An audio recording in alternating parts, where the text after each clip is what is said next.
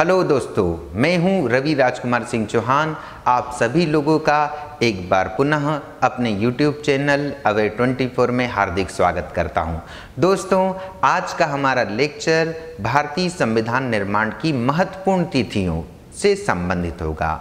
साथ ही दोस्तों, इसमें हम भारतीय संविधान सभा में जो सदस्य शामिल थे प्रांत या रियासत के हिसाब से, उन सदस्यों के बारे में भी थोड़ा सा देखेंगे, उनका प्रांतीय प्रतिनिधित्व भी देखेंगे। साथ ही दोस्तों, हम देखेंगे भारतीय संविधान से जुड़े हुए कुछ मूलभूत, आप बोल सकते हैं तथ्यात्मक सामग्री के विषय में भी हम अध्ययन करेंगे।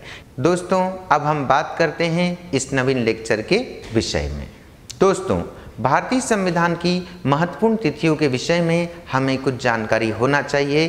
प्रतियोगी परीक्षाएं, विशेषकर वनडे एग्जामिनेशन में इन तारीखों का महत्वपूर्ण रोल होता है आपकी परीक्षा में। यही तारीखें तय करती हैं कि आप सफल होंगे उस प्रतियोगी परीक्षा में या फिर असफल होंगे। इसीलिए इन तारीखों का एक महत्व है हमारे अध्ययन में। आज हम इन्हीं तारीखों के बारे में बात करते हैं। दोस्तों, ध्यान रखिएगा दोस्तों, भारतीय संविधान निर्माण में सबसे जो महत्वपूर्ण तारीख है वह तारीख है 8 अगस्त 1940 अर्थात अगस्त प्रस्ताव की प्रस्तुतिकरण की दिनांक।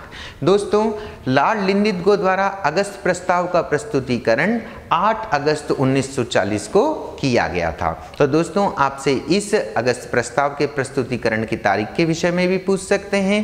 अब दोस्तों, हम चलते हैं क्रिप्स मिशन के विषय में। दोस्तों, भारत में क्रिप्स मिशन का आगमन कब हुआ?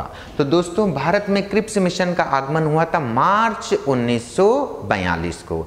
यह एक महत्वपूर्ण मिशन था, लेकिन भारतीयों की जो मांगे थी, उनकी जो आकांक्षाएं थी, उन आशाओं को यह मिशन पूर्ण करने में असफल सिद्ध हुआ।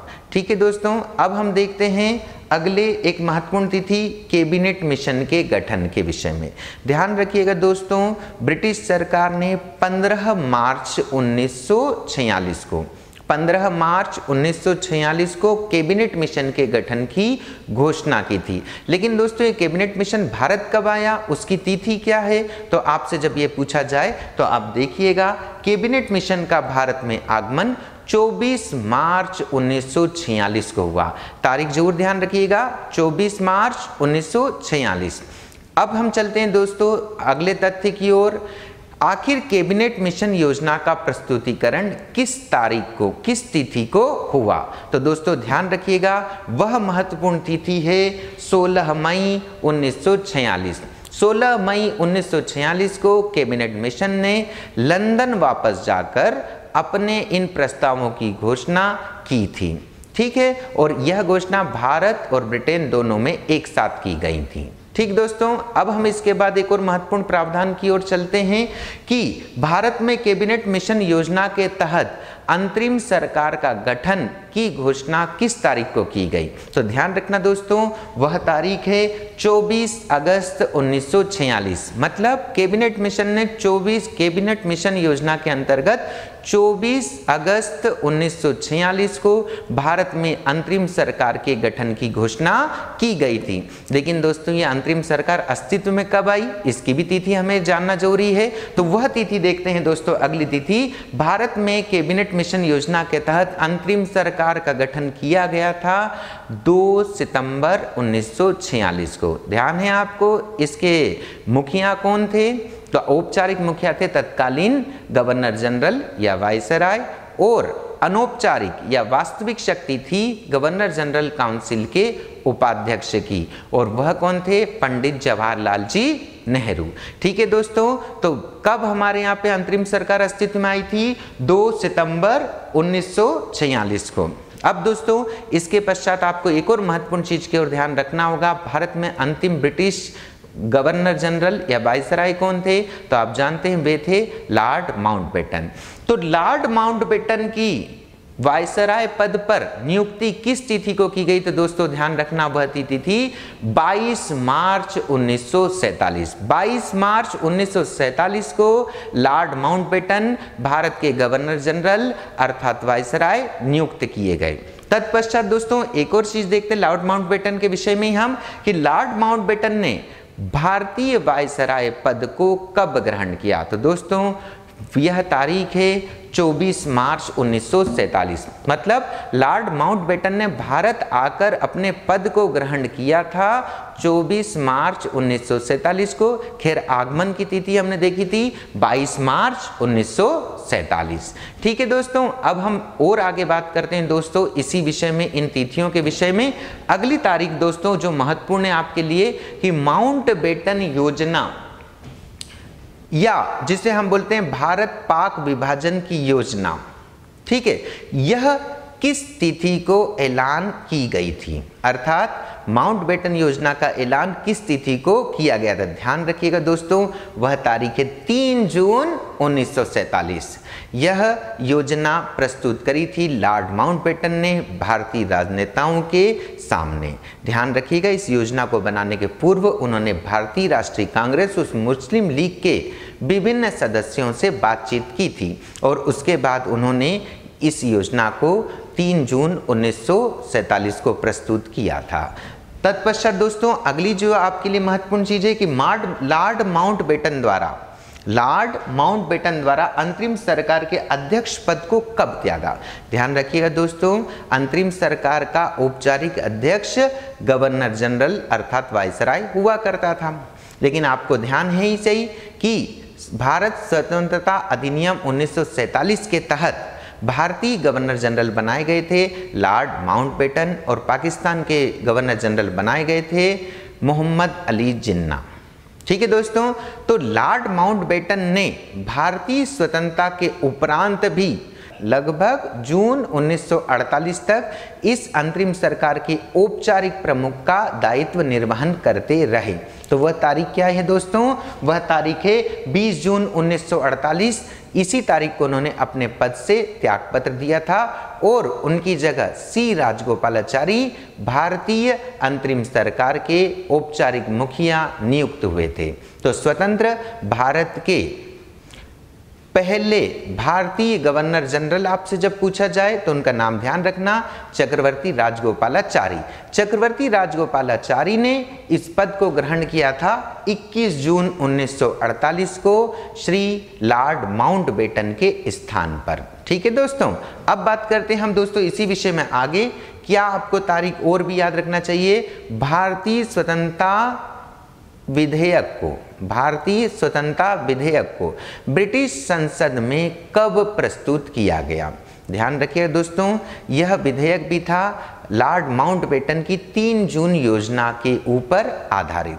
तो 3 जून योजना को जब भारतीय राष्ट्रीय कांग्रेस ने और मुस्लिम लीग ने स्वीकार कर लिया, तत्पश्चात लॉर्ड माउंटबेटन ने इनकी स्वीकृति के विषय में ब्रिटिश सरकार को बताया और ब्रिटिश सरकार ने फिर 4 जुलाई 1947 को ब्रिटिश संसद के हाउस ऑफ कॉमन्स में इस विधेयक को सर्वप्रथम प्रस्तुत किया। तत्पश्चात हाउस ऑफ लॉर्ड और क्राउन से स्वीकृति मिलने के पश्चात यह भारत स्वतंत्रता अधिनियम के रूप में हमारे सामने आया।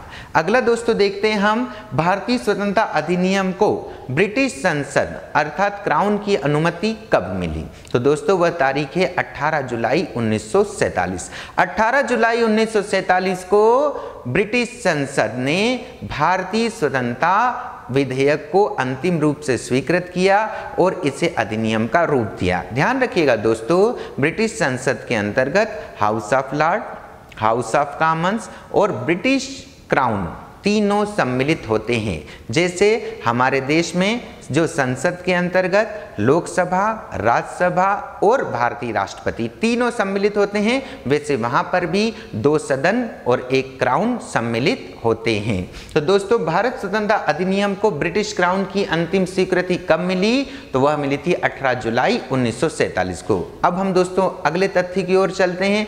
भारत द्वारा स्वयं को गणतंत्र कब घोषित किया गया? अब दोस्तों आपको ध्यान होगा भारतीय संविधान सभा के विषय में।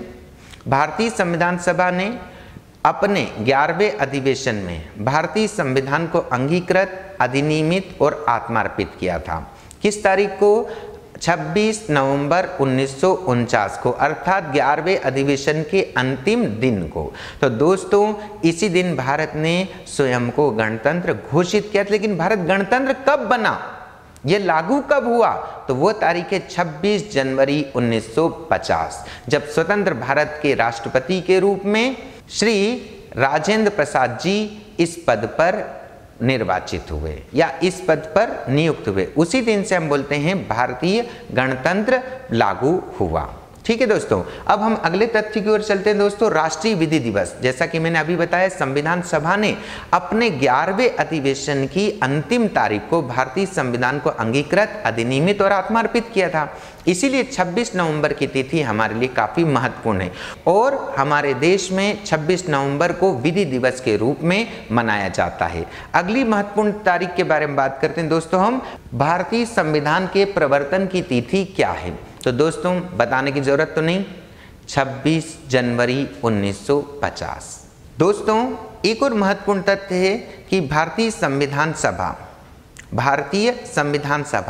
कब अंतरिम संसद के रूप में परिवर्तित हुई। देखिए दोस्तों, भारतीय संविधान सभा कब अंतरिम संसद के रूप में परिवर्तन हुई, तो दोस्तों ध्यान रखना वह तारीख थी 26 जनवरी 1950। 26 जनवरी 1950 से हमारी संविधान सभा भारत के लिए संसद के रूप में परिवर्तित हुई। ठीक है दोस्तों, अगला हम तथ्य देखते हैं दोस्तों। इसके पश्चात भारतीय संविधान सभा के गठन हेतु चुनाव कब हुए, भारतीय संविधान सभा के गठन हेतु चुनाव कब संपन्न हुए, तो ध्यान रखिएगा दोस्तों, कैबिनेट मिशन योजना के अंतर्गत भारतीय संविधान सभा के सदस्यों के चुनाव हुए थे और यह चुनाव हुए थे जुलाई 1946 में। दोस्तों फिर संविधान सभा अस्तित्व में आई थी हमारे यहाँ पर 9 दिसंबर 1946 को, अर्थात जुलाई 1946 से जो निर्वाचन चालू हुए, इसमें जो प्रक्रिया में समय लगा, उसके पश्चात संविधान सभा ने व्यवस्थित रूप से अपना कार्य 9 दिसंबर 1946 से चालू किया। तो दोस्तों इसके पश्चात हम देखते हैं अगले तथ्य की ओर। क्या है वह महत्वपूर्ण तथ्य, भारतीय संविधान सभा की पहली बैठक कब हुई। जैसे मैंने अभी बताया, भारतीय संविधान सभा ने कब अपनी औपचारिक रूप से बैठकें चालू की, तो वह तारीख है 9 दिसंबर 1946। और इस तारीख में महत्वपूर्ण बात क्या है दोस्तों, इस दिन संविधान सभा ने अपने अस्थायी अध्यक्ष डॉक्टर सच्चिदानंद सिन्हा को चुना था, उन्हें इस पद पर नियुक्त किया था ताकि वह संविधान सभा के नवनिर्वाचित जो प्रतिनिधि हैं, नवनिर्वाचित जो उम्मीदवार हैं, उन सभी को संविधान सभा के सदस्य के रूप में शपथ दिला सके। अगला दोस्तों देखते हैं हम, सच्चिदानंद सिन्हा भारतीय संविधान सभा के अस्थायी अध्यक्ष के पद पर कब सुशोभित हुए, तो ध्यान रखिएगा वो तारीख भी है 9 दिसंबर 1946। अगला देखते हैं दोस्तों हम कि जीवी मावलंकर गणेश वासुदेव जी मावलंकर संविधान सभा विधायी के अध्यक्ष पद पर कब नियुक्त हुए, तो दोस्तों वह तारीख जरूर ध्यान रखना, 17 नवंबर 1947 को जीवी मावलंकर को संविधान सभा विधायी के अध्यक्ष पद पर नियुक्त किया गया। संविधान सभा विधायी का क्या काम था दोस्तों, देश के लिए सामान्य विधि का निर्माण, और हमारी संविधान सभा का काम क्या था, देश के लिए संविधान का निर्माण। तो संविधान सभा के स्थायी अध्यक्ष कौन थे, याद है आपको, डॉक्टर राजेंद्र प्रसाद जी। और संविधान सभा विधायी के स्थायी अध्यक्ष कौन थे, तो वह ध्यान रखना, वह थे गणेश वासुदेव जी मावलंकर। इस पद पर नियुक्ति कब हुई, 17 नवंबर 1947। अब हम आगे चलते हैं दोस्तों कि संविधान सभा विधायी की पहली बैठक, ध्यान रखना इसकी भी तारीख वही है, 17 नवंबर 1947। ध्यान रखना इसकी पहली बैठक की अध्यक्षता डॉक्टर राजेंद्र प्रसाद जी ने की थी और इसी बैठक में जीवी मावलंकर को संविधान सभा विधायी के अध्यक्ष पद पर नियुक्ति का एक निर्णय लिया गया था। ठीक है दोस्तों, अब हम आगे देखते हैं दोस्तों कि भारतीय संविधान सभा का पुनर्गठन कब किया गया। दोस्तों आप जानते ही हैं, भारतीय स्वतंत्रता अधिनियम 1947 के अंतर्गत भारत और पाकिस्तान अर्थात दोनों नवीन अधिराज्यों के लिए पृथक पृथक संविधान सभा के गठन का प्रावधान किया गया था। दोस्तों कैबिनेट मिशन योजना के अंतर्गत भारतीय संविधान सभा की कुल सदस्य संख्या थी 389।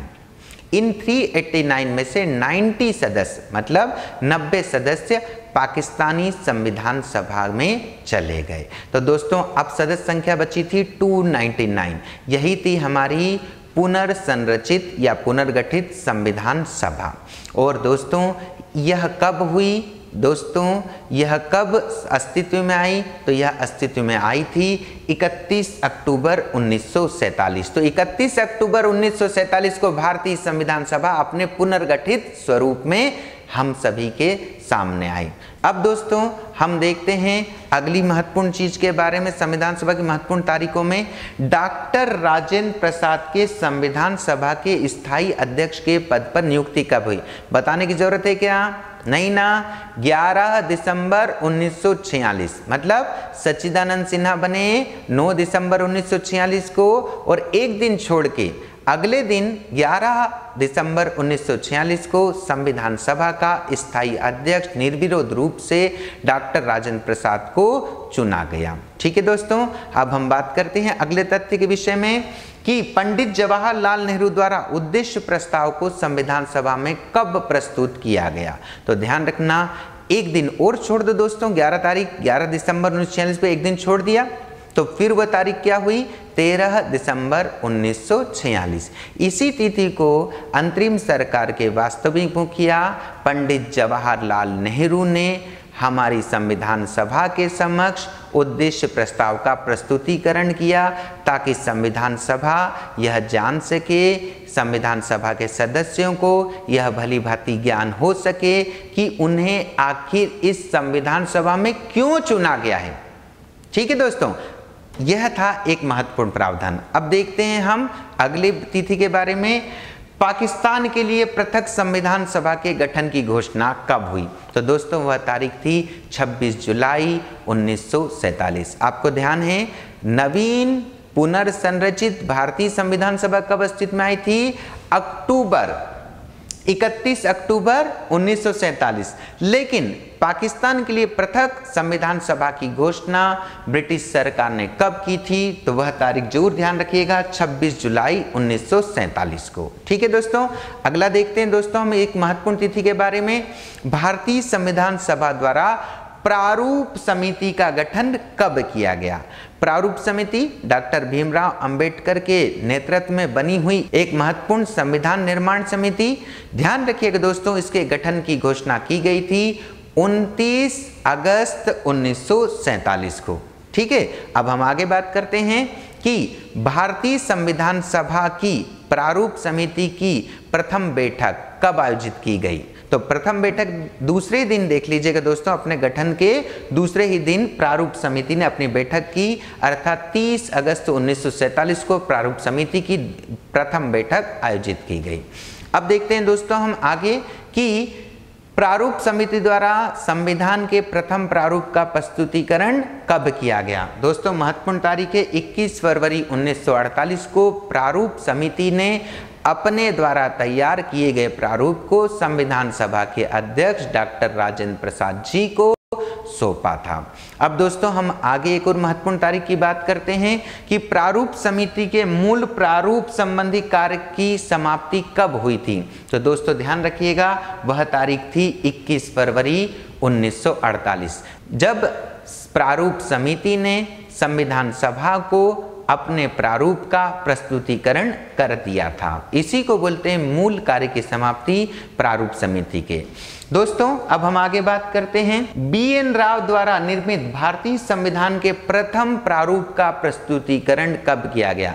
ध्यान रखिएगा दोस्तों, प्रारूप समिति ने संविधान का प्रारूप नहीं बनाया, इसे तो बनाया था संविधान सभा की एक विशेष शाखा जिसे प्रारूप निर्माण शाखा कहते हैं, और साथ ही संविधान सभा के संवैधानिक सलाहकार श्री BN राव ने, बेनेगल नरसिंह राव ने। दोस्तों यह बेनेगल नरसिंह राव द्वारा निर्मित फर्स्ट प्रारूप, जिसे बोलते हैं हम first draft of Indian constitution and scheduled, यह कब प्रकाशित हुआ था या इसका कब प्रस्तुतिकरण किया गया था? तो वह तिथि तो दोस्तों हमारी संवैधानिक किताबों में अनुपलब्ध हैं, आप इसे अक्टूबर 1947 का मान सकते हैं कि अक्टूबर 1947 में BN राव जी ने संविधान के प्रथम प्रारूप का प्रस्तुतिकरण किया था। दोस्तों अब देखते हैं हम अगला, देश में प्रथम लोकसभा को कब गठित किया गया। दोस्तों जानते हैं आप, भारतीय संसद का एक महत्वपूर्ण सदन है लोकसभा। देश की प्रथम लोकसभा गठित हुई थी 17 अप्रैल 1952 ईस्वी को। मतलब लोकसभा का जो निर्वाचन चालू हुआ था 1951-52 के दौरान, उसके पश्चात भारत में प्रथम लोकसभा का गठन या प्रथम लोकसभा को 17 अप्रैल 1952 को गठित किया गया था। अब दोस्तों हम आगे देखते हैं देश में लोकसभा की प्रथम बैठक का आयोजन कब हुआ। तो दोस्तों वह तारीख है 13 मई 1952। गठन कब हुआ? 17 अप्रैल 1952, लेकिन पहली बैठक कब हुई? 13 मई 1952 को।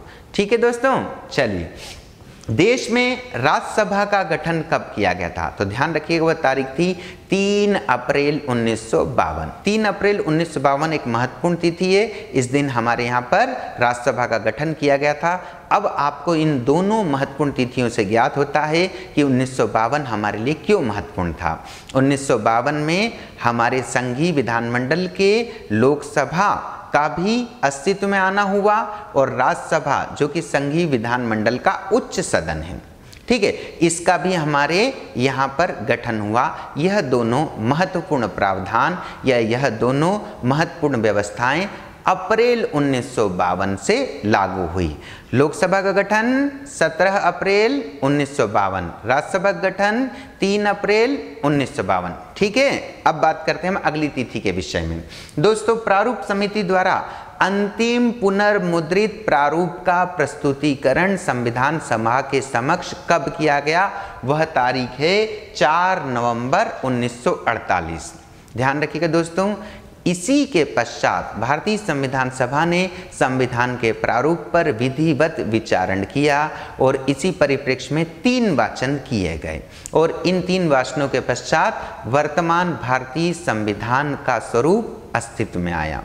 दोस्तों भारत की स्वतंत्रता के विषय में ब्रिटिश प्रधानमंत्री श्री क्लीमेंट एटली ने कब घोषणा की थी? तो ध्यान रखिएगा दोस्तों, वह तारीख है 20 फरवरी 1947। 20 फरवरी 1947 को British prime minister Shri Clement Attlee ने भारत की स्वतंत्रता की घोषणा की थी कि जल्दी ही ब्रिटिश सरकार भारत को स्वतंत्र कर देगी। हाँ, यह तारीख निर्धारित की गई थी जून 1948, लेकिन भारत को स्वतंत्रता उसके काफी पहले 15 अगस्त 1947 को प्राप्त हो गई। अब हम देखते हैं एक और महत्वपूर्ण तिथि के विषय में कि ब्रिटिश प्रधानमंत्री क्लीमेंट एटली द्वारा अंग्रेजों के भारत छोड़ने की समयावधि क्या निर्धारित थी अंतिम? तो ध्यान रखिए वह तारीख थी जून 1948। यह समय सीमा ब्रिटिश प्राइम मिनिस्टर ने तय की थी ब्रिटेन के भारत छोड़ने की और इसकी घोषणा कब की थी उन्होंने?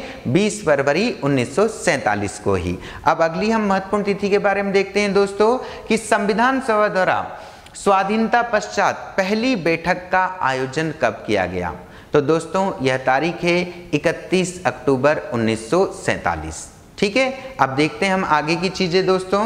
भारत व पाकिस्तान का स्वतंत्र अधिराज्य, भारत और पाकिस्तान का स्वतंत्र अधिराज्य के रूप में परिवर्तन कब हुआ? ध्यान है, भारत स्वतंत्रता अधिनियम में भारत और पाकिस्तान को अधिराज्य के रूप में स्वतंत्र करने की घोषणा की गई थी और इसी के अंतर्गत 14 अगस्त 1947 को पाकिस्तानी अधिराज्य अस्तित्व में आया और 15 अगस्त 1947 को भारतीय अधिराज्य अस्तित्व में आया। खैर 26 जनवरी 1950 को भारत ने स्वयं को गणतंत्र घोषित कर दिया। ठीक है दोस्तों, अब बात करते हैं हम कि डॉक्टर राजेंद्र प्रसाद कि भारतीय संविधान सभा द्वारा भारतीय राष्ट्रपति के पद पर नियुक्ति किस तारीख को की गई।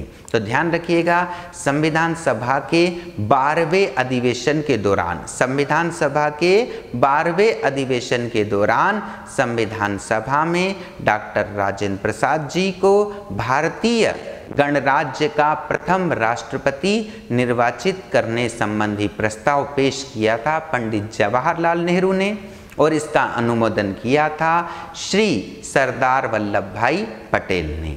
और संविधान सभा के सदस्यों ने निर्विरोध डॉक्टर राजेंद्र प्रसाद जी को स्वतंत्र भारतीय गणतंत्र का प्रथम राष्ट्रपति नियुक्त किया। दोस्तों, भारतीय संविधान सभा द्वारा वंदे मातरम को राष्ट्रगीत के रूप में कब स्वीकारा गया। तो दोस्तों देखिएगा, राष्ट्रगीत वंदे मातरम को संविधान सभा ने बकायदा राष्ट्रगान जनगण मन के समान ही दर्जे के साथ 24 जनवरी 1950 को, तारीख जरूर ध्यान रखिएगा दोस्तों, 24 जनवरी 1950 को स्वीकार किया था। ठीक है दोस्तों, तो वंदे मातरम कब स्वीकार किया गया? 24 जनवरी 1950 को, 12वें अधिवेशन के दौरान।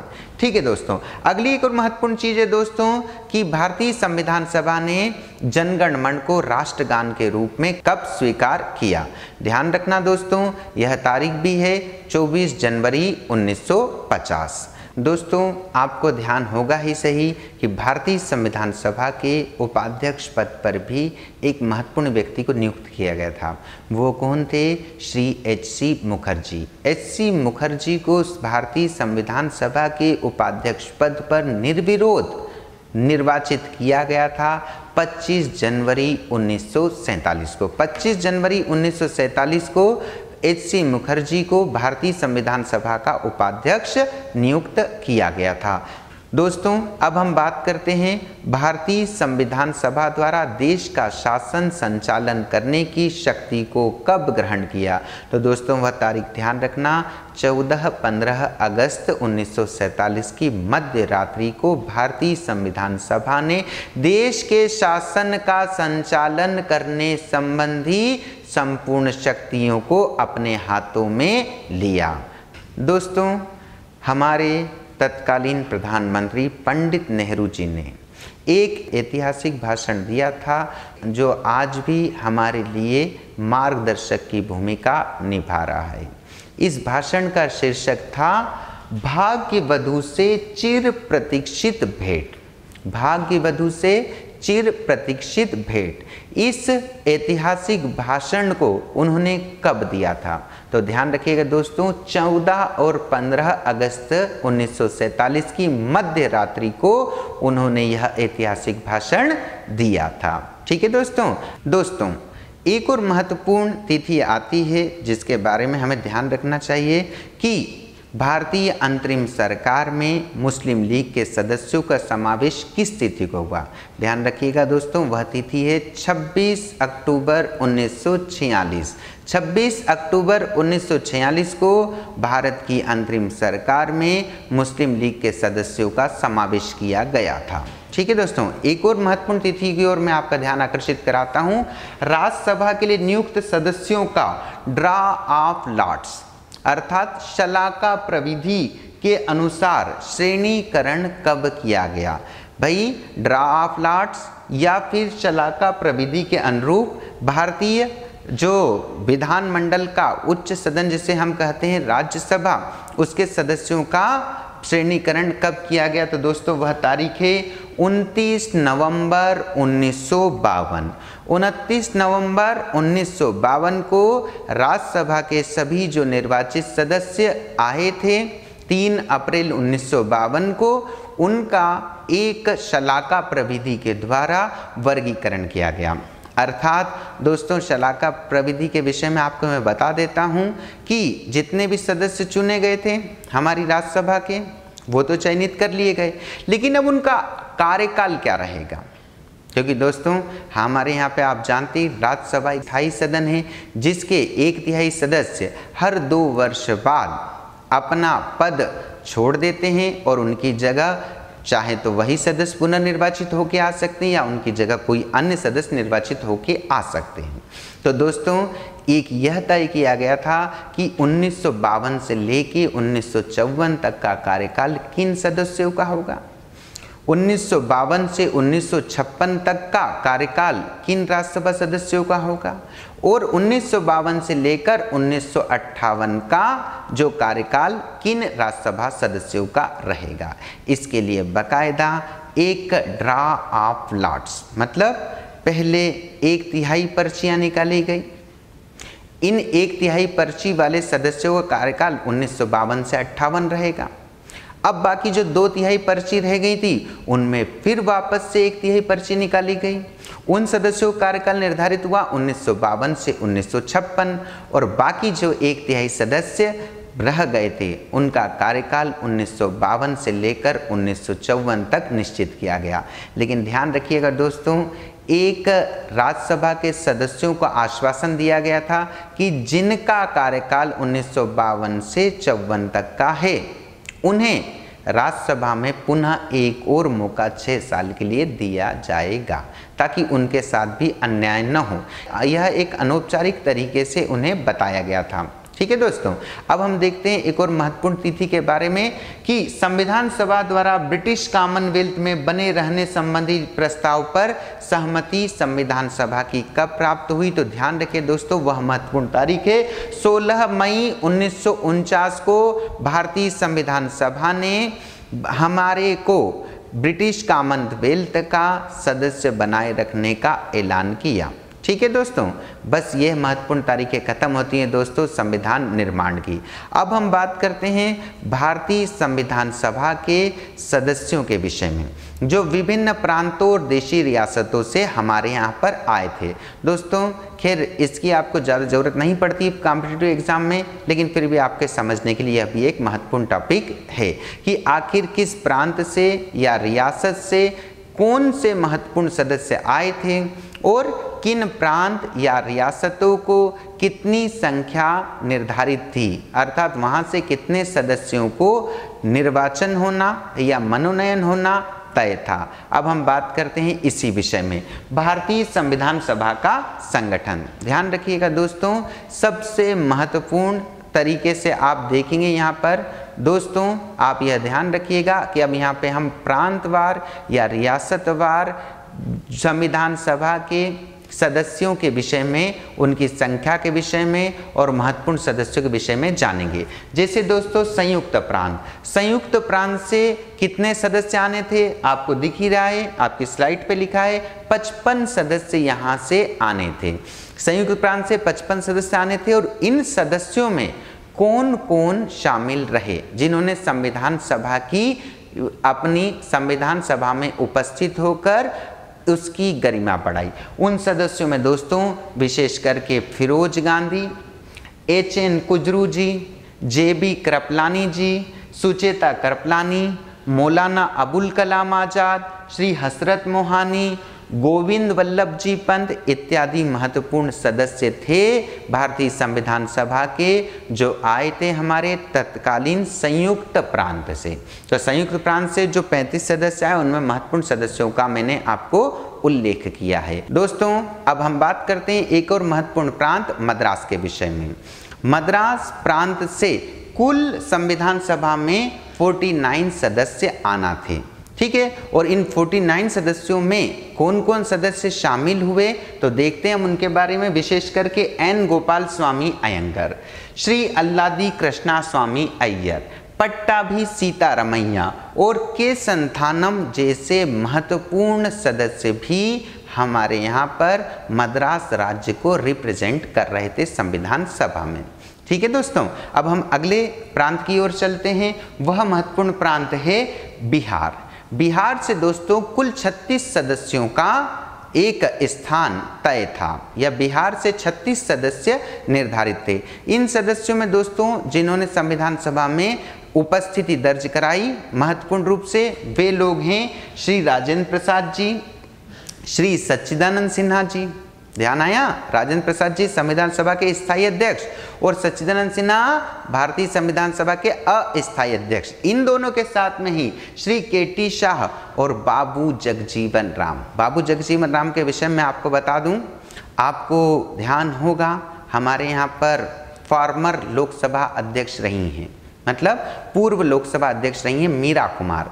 उनके पिताजी हैं बाबू जगजीवन राम, और बाबू जगजीवन राम तत्कालीन भारतीय राष्ट्रीय कांग्रेस के एक महत्वपूर्ण नेतृत्वकर्ता भी रहे हैं, और उन्हीं के जन्मदिन को हम मनाते हैं आज भी समता दिवस के रूप में। ठीक है दोस्तों, तो ये महत्वपूर्ण 4 लोग बिहार से आए थे। कौन कौन हैं? राजेंद्र प्रसाद जी, सच्चिदानंद सिन्हा जी, केटी शाह जी और बाबू जगजीवन राम। चलिए दोस्तों, अब हम चलते हैं हमारे नेक्स्ट प्रांत के ऊपर। बंबई प्रांत से कुल 21 सदस्य आने थे। बंबई प्रांत से कुल कितने सदस्य आने दोस्तों? 21। इन 21 सदस्यों में महत्वपूर्ण कौन कौन थे? तो ध्यान रखना, डॉक्टर BR अम्बेडकर जी, सरदार वल्लभ भाई पटेल जी, KM मुंशी जी, NV गॉडगिल जी और हमारे मावलंकर जी। ये महत्वपूर्ण सदस्य थे हमारे बंबई प्रांत से आने वाले, जिन्होंने संविधान सभा में अपने कार्यों के माध्यम से अपने प्रांत का ही नहीं पूरे देश का मस्तक ऊंचा किया।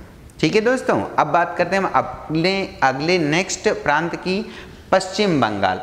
पश्चिम बंगाल से दोस्तों 21 सदस्यों का स्थान तय था। इन 21 सदस्यों में श्यामा प्रसाद मुखर्जी जी, KC नियोगी जी और डॉक्टर अंबेडकर का स्थान महत्वपूर्ण है। ध्यान रखिएगा दोस्तों, डॉक्टर अंबेडकर का नाम आपको बंबई में भी दिखा और साथ में आपको पश्चिम बंगाल में भी दिखा। दोस्तों ध्यान रखिएगा, डॉक्टर अंबेडकर संविधान सभा में पहले बंगाल से निर्वाचित हुए थे। तत्पश्चात बंगाल विभाजन के पश्चात जो अंश बंगाल का पाकिस्तान के पास चला गया था, जिसे हम पूर्वी बंगाल का नाम देते हैं और आज हम जानते हैं जिसे बांग्लादेश के रूप में, अब वह जो स्थान था हमारे अंबेडकर जी का अब चला गया था पाकिस्तान के आधिपत्य में। ऐसी स्थिति में उन्हें पुनः बंबई से संविधान सभा का सदस्य नियुक्त किया गया, इसलिए इनके नाम दोनों जगह पर शामिल हैं। ठीक है दोस्तों, अगला देखते हैं मध्य प्रांत और बरार। आपने सुना होगा राजकुमारी अमृत कौर का नाम, भारतीय संविधान सभा की एक महत्वपूर्ण सदस्य रही हैं, और राजकुमारी अमृत कौर के साथ ही सेठ गोविंद दास और श्री रविशंकर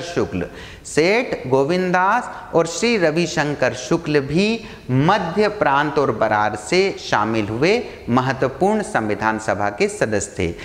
दोस्तों, भारतीय संविधान सभा में पूर्वी पंजाब के लिए 16 स्थान तय थे।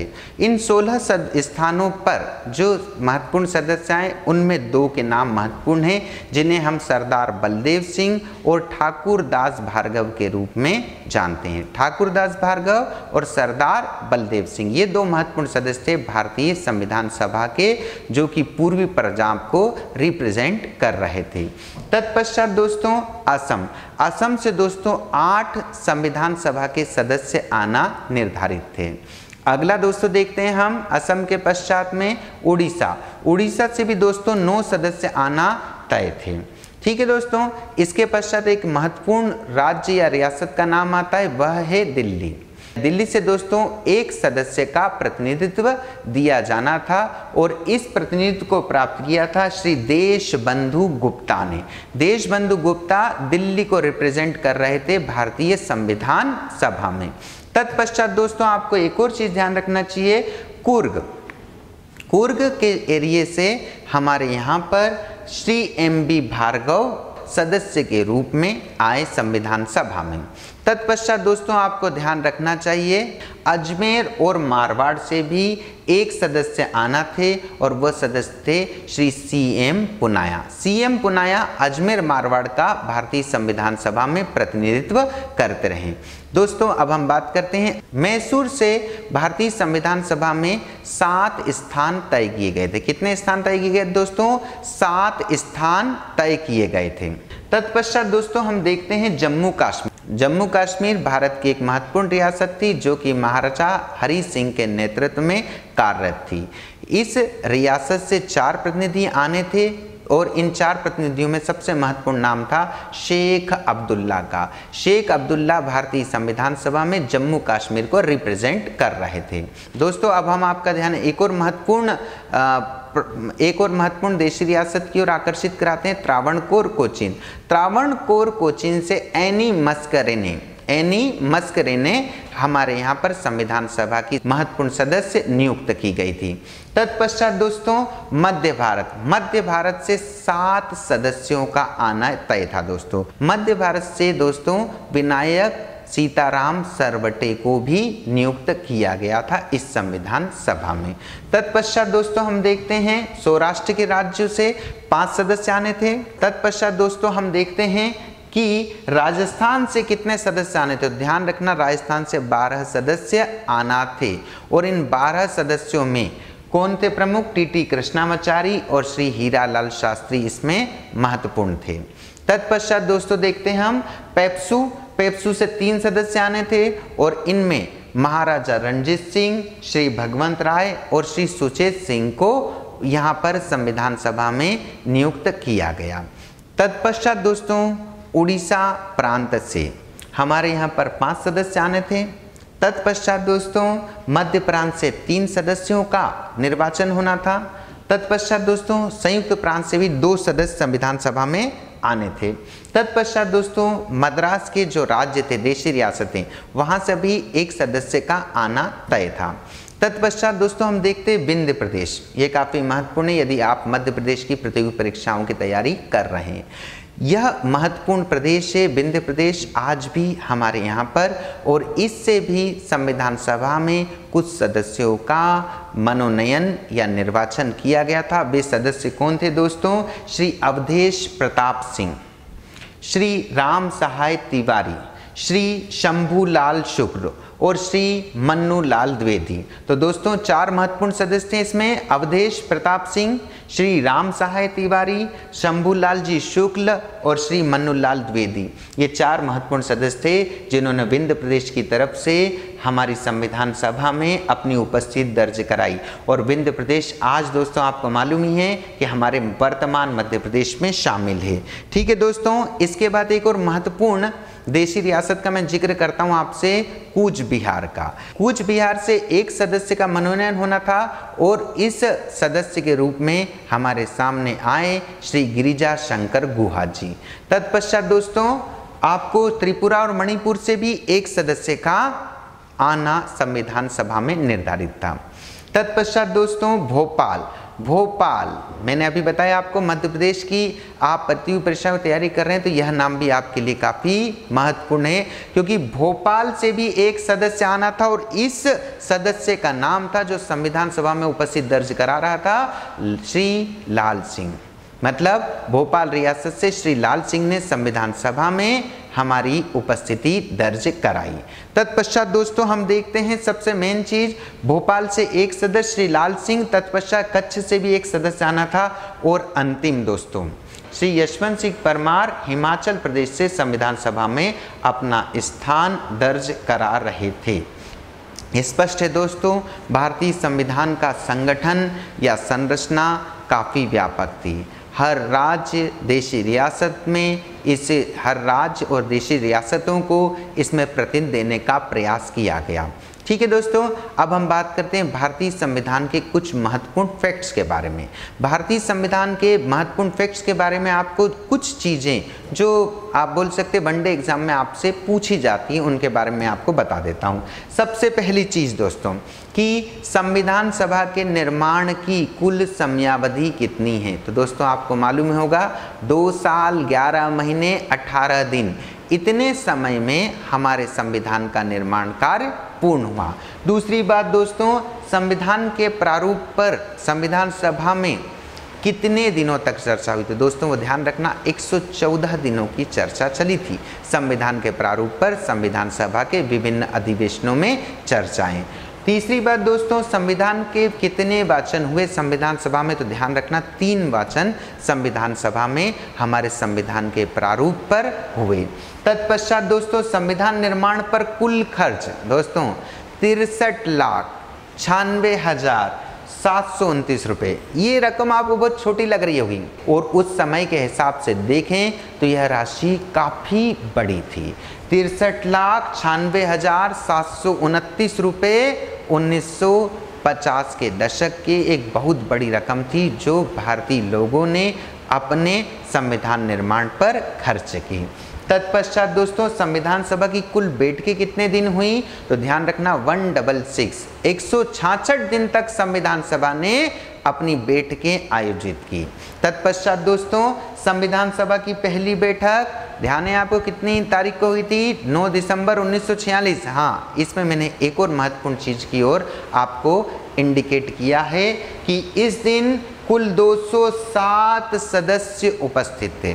कितने सदस्य उपस्थित थे 207 सदस्य उपस्थित थे भारतीय संविधान सभा के प्रथम बैठक के दिन। तत्पश्चात दोस्तों संविधान सभा की अंतिम बैठक कब हुई तो मैंने आपको पहले ही बताया 24 जनवरी 1950। ध्यान रखना दोस्तों अंतिम रूप से जब संविधान पर हस्ताक्षर हुए तो वह हस्ताक्षर थे 284 सदस्य गणों के। आपको मालूम ही होगा पुनर्संरचित भारतीय संविधान सभा में 299 सदस्य समाविष्ट थे। अगली महत्वपूर्ण बात का आप ध्यान रखना दोस्तों कि मूल संविधान का स्वरूप किस प्रकार का था। तो दोस्तों यह प्रश्न पूछा जा सकता है आपसे, तो आपको ध्यान रखना चाहिए कि अनुच्छेद और आर्टिकल की संख्या, अनुच्छेद को हम इंग्लिश में बोलते हैं आर्टिकल, अनुच्छेद या आर्टिकल्स की संख्या मूल संविधान में कितनी थी तो दोस्तों ध्यान रखना 395 अनुच्छेद उस मूल संविधान में शामिल थे। आज भी औपचारिक रूप से देखें हम तो 395 अनुच्छेद ही हमारे संविधान में शामिल है। लेकिन दोस्तों ध्यान रखना यदि इसके पार्ट जैसे हम नोट कर लें, जैसे आर्टिकल 39 है तो 39 से, 43 है तो 43 से, ऐसे यदि हम जोड़ें तो अब तक संविधान में 460 प्लस अनुच्छेद समाविष्ट कर दिए गए हैं। ठीक है दोस्तों, तो अब हमारे संविधान का स्वरूप पहले से काफ़ी वृहद हो चुका है।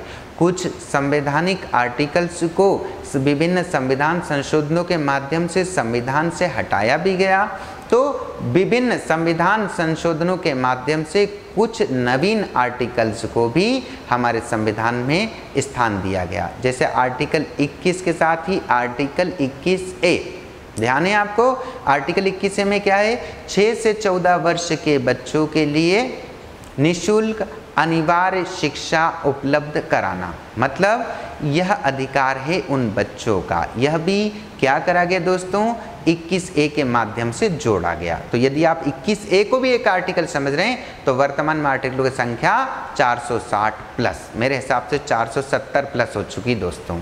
अगली बात दोस्तों ध्यान रखना संविधान में कुल कितनी अनुसूचियां थी मूल भारतीय संविधान में, ध्यान रखना वह अनुसूचियां थी 8। वर्तमान में कितनी हो चुकी हैं 12 अनुसूचियां। सबसे नवीनतम अनुसूचियों में देखें तो 11वीं अनुसूची जो पंचायती राज से जुड़ी है और 12वीं अनुसूची जो नगरीय स्थानीय प्रशासन से संबद्ध है। ठीक है, संविधान के 73वें और 74वें संविधान संशोधन के माध्यम से इन अनुसूचियों को भारतीय संविधान में स्थान दिया गया। तत्पश्चात दोस्तों भारतीय संविधान के कुल कितने भाग हैं मूल संविधान में तो 22 हैं, लेकिन वर्तमान में हम देखें दोस्तों तो भारतीय संविधान के 26 भाग हो चुके हैं। यदि आप जैसे 4 आपका भाई भाग है उसके बाद एक जोड़ गया 4A में क्या है आप जानते ही हैं मूल कर्तव्य, तो ऐसे यदि आप जोड़े तो अब वर्तमान भारतीय संविधान में 26 भाग हो चुके हैं। तत्पश्चात दोस्तों हम देखते हैं अगली महत्वपूर्ण चीज के बारे में कि भारतीय संविधान पर सर्वप्रथम हस्ताक्षर किसने किए। तो दोस्तों आपको ध्यान हो गई अंतरिम सरकार के मुखिया थे पंडित जवाहरलाल जी नेहरू, तो पंडित जवाहरलाल नेहरू ने ही भारतीय संविधान सभा में भारतीय संविधान के ऊपर सर्वप्रथम हस्ताक्षर किए। तत्पश्चात दोस्तों एक और महत्वपूर्ण बात याद रखना, हैदराबाद भी एक महत्वपूर्ण रियासत थी जम्मू कश्मीर के समान, जहां पर नवाब का शासन था। ध्यान रखिएगा हैदराबाद रियासत के मनोनीत प्रतिनिधियों ने, जो संविधान सभा के मनोनीत सदस्यों ने कभी भी संविधान सभा की बैठक में हिस्सा नहीं लिया। ठीक, अगला दोस्तों देखना भारतीय संविधान को कुछ लोग भाई आलोचना करते हुए कुछ विभिन्न संज्ञाएं देते हैं। जैसे संगतिहीन घोटाला, उधार का बोरा, प्रारूपी संविधान, ऐसी भी संज्ञा दी जाती है। लेकिन इन संज्ञाओं को देने से संविधान का महत्व कम नहीं हो जाता है। दोस्तों, अगली एक और महत्वपूर्ण चीज़ ध्यान रखना कि एक थे मशहूर विचारक Shri sir Ivor Jennings. Shri Ivor Jennings ने भारतीय संविधान को वकीलों का स्वर्ग बताया था। आइवर जेनिंग्स के हिसाब से भारतीय संविधान क्या है? वकीलों का स्वर्ग है। दोस्तों, ध्यान रखिएगा, भारतीय संविधान का निर्माण करना कोई सरल कार्य नहीं था। देश की विशालता और अनेकता, सांप्रदायिकता की स्थिति को देखते हुए, देशी राज्यों की समस्याओं को देखते हुए, संघ और राज्यों में पारस्परिक संबंध कैसे हों, देश के कमजोर लोगों को किस प्रकार से सहारा दे संविधान, इन सब कठिनाइयों के बावजूद भारतीय संविधान सभा ने एक महत्वपूर्ण दस्तावेज हमारे संविधान को रचा है, जो कि एक बहुत ही महत्वपूर्ण प्रकार है। इन कठिनाइयों के बावजूद भारतीय संविधान सभा ने इन परिस्थितियों में भी इस संविधान को रचा। यह एक प्रशंसनीय कदम था, उनका एक प्रशंसनीय कार्य था। ध्यान रखिएगा दोस्तों, कई बार भारतीय संविधान सभा की आलोचना इस तरह से की जाती है, यह संप्रभुता संपन्न नहीं थी, इसका गठन तो कैबिनेट मिशन योजना से कर दिया गया था। कई बार दोस्तों हमारी संविधान सभा को वकीलों व राजनीतिज्ञों के प्रभुत्व होने से आलोचित किया जाता है, लेकिन दोस्तों यह आलोचना भी सही प्रतीत नहीं होती है। हाँ, ये बात जरूर थी कि भारतीय संविधान सभा में वकीलों का प्रभुत्व था, वकीलों की संख्या ज़्यादा थी। फिर साथ में दोस्तों कई सारे लोग बोलते हैं कि कांग्रेस की एकाधिकार की प्रवृत्ति को यह संविधान सभा दर्शाती है, लेकिन दोस्तों यह भी सही आलोचना प्रतीत नहीं होती है कि इसके ऊपर कांग्रेस का एकाधिकार था। दोस्तों कई बार ये बोलते हैं कि संविधान सभा ने संविधान के निर्माण में बहुत अधिक धन और समय का अपव्यय किया, जो कि सही नहीं है। दोस्तों, हमारा देश आज़ाद हो रहा था, एक साम्राज्यवादी ताकत से जब हम आज़ाद हो रहे थे तो उसमें इस तरह की देरी जायज़ है। दोस्तों, ग्रेनविले ऑस्टिन ने लिखा था कि संविधान सभा एक दलीय देश का, संविधान सभा एक दलीय देश का एक दलीय निकाय है, सभा ही कांग्रेस है और कांग्रेस ही भारत है। क्या बोला उन्होंने? संविधान सभा एक दलीय देश का एक दलीय निकाय है, सभा ही कांग्रेस है और कांग्रेस ही भारत है। ध्यान रखिएगा दोस्तों, इस तरह से आलोचना कहीं पर भी उचित नहीं प्रतीत होती संविधान सभा की, लेकिन आपको ध्यान रखना चाहिए कि संविधान सभा की लोकप्रियता, न्यायप्रियता, मौलिकता और परिवर्तनीयता पर किसी भी तरह का प्रश्न चिन्ह नहीं लगाया जा सकता है। ध्यान रखना, हमारी संविधान सभा पूरे देश में लोकप्रिय थी। संविधान सभा ने सभी वर्गों का, सभी धर्मों का बराबर ध्यान रखा। संविधान सभा ने एक मौलिक रूप से हमारे संविधान को रचने का प्रयास किया। संविधान सभा ने जितना हो सकता था भारतीय परिस्थितियों के अनुरूप उन्हीं परिवर्तनों के साथ संवैधानिक प्रावधानों को बनाया है। ध्यान रखना दोस्तों, इन प्रश्नों के ऊपर किसी भी तरह का प्रश्न चिन्ह नहीं है। ठीक है, धन्यवाद दोस्तों। यहाँ से समाप्त होता है भारतीय संविधान निर्माण की एक संपूर्ण कहानी, और आपको ये संविधान निर्माण की कहानी हमने कुछ खंड में प्रोवाइड की है, लेकिन हम कर भी क्या सकते हैं, भारत का संविधान निर्माण एक महत्वपूर्ण प्रक्रिया रही। यह प्रक्रिया जितना संविधान को बनाने में समय लगा, वैसे ही संविधान निर्माण के लेक्चर में भी बहुत समय लगता है। इसमें कम से कम दोस्तों 5 से 6 घंटे का समय लगता है, इसीलिए हमने इसे आपको छोटे छोटे पार्ट के रूप में बतलाया, ताकि आपका अध्ययन और ज़्यादा बेहतर सिद्ध हो सके। आप सभी से निवेदन है कि आप हमारे चैनल को सब्सक्राइब करें, लाइक करें, शेयर करें। यदि आपके कुछ सुझाव हों तो हमें भेजिए, हम उन सुझावों के अनुरूप हमारे लेक्चर्स को और अधिक गुणवत्तापूर्ण बनाने का प्रयास करेंगे। आपका सहयोग हमारे लिए अपेक्षित है। सोशल मीडिया के विभिन्न प्लेटफॉर्म के माध्यम से आप हमें संपर्क कर सकते हैं। धन्यवाद एक बार फिर।